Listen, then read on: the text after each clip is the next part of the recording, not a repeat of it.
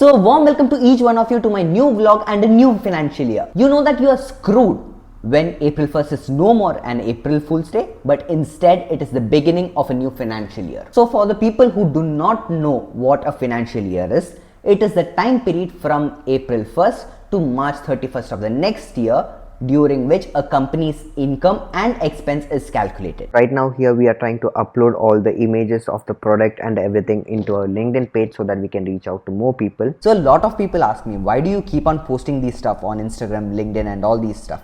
It is just pure marketing. Even when we post these things on our social media platforms, we make sure that none of our client details is released anywhere, maintaining proper confidentiality of the client. What you are seeing on the screen is a 4-foot amputee's prosthetic leg that he has been using for the past 10 years. And you can see that it is in a very bad shape. You can see cracks both running vertical and horizontal, and also the straps which are supposed to tie the leg with the prosthetics are also pretty busted. So this user has approached us asking if we could repair his existing prosthetic leg. The action plan which I have in my mind for this project is to change only the 4-foot region which is completely busted, change the velcro straps and add new straps, also replace the inner padding for better comfort. I had actually contacted one of my manufacturers who's currently working on the 4-foot region. So let's get an update on that.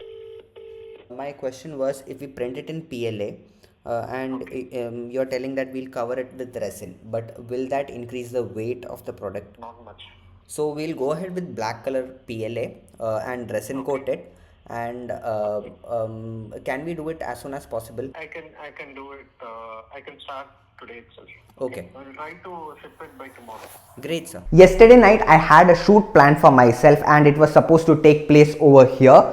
But unfortunately, to some reason, I did not like the output footage that came. I was not satisfied with the background, so I wish to change this background.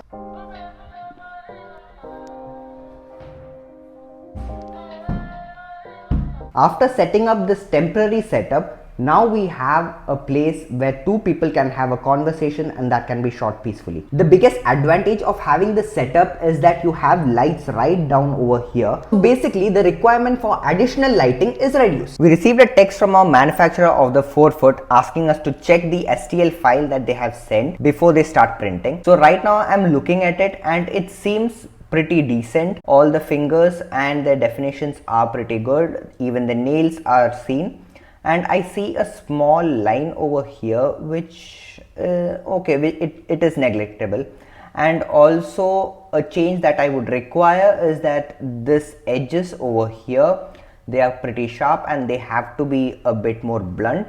All the 4 holes seems perfect and it seems like a green flag to be printed. The next day I received a message from my accountant asking him to call him immediately, and that's when I realized I just got fined of rupees 18,000 Indian rupees. We have received the velcro straps which are required to refurbish the prosthetic foot of the patient.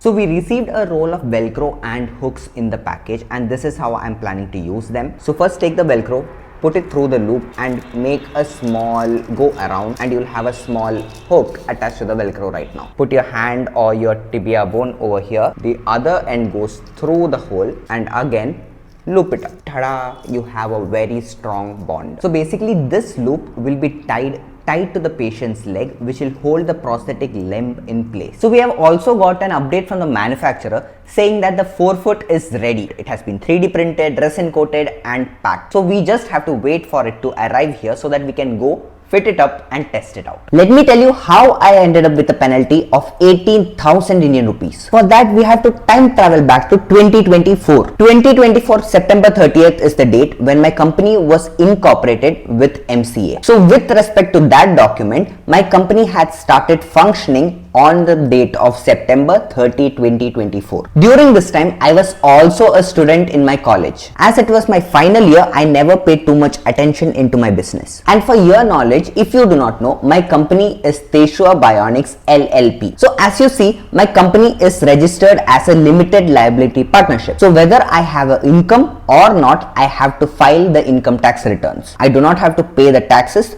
just file the income tax returns. So as the financial year 25-26 just ended, I went ahead to file the income tax returns of 25-26, and that's when I realized I have pending income tax returns filing of 24-25.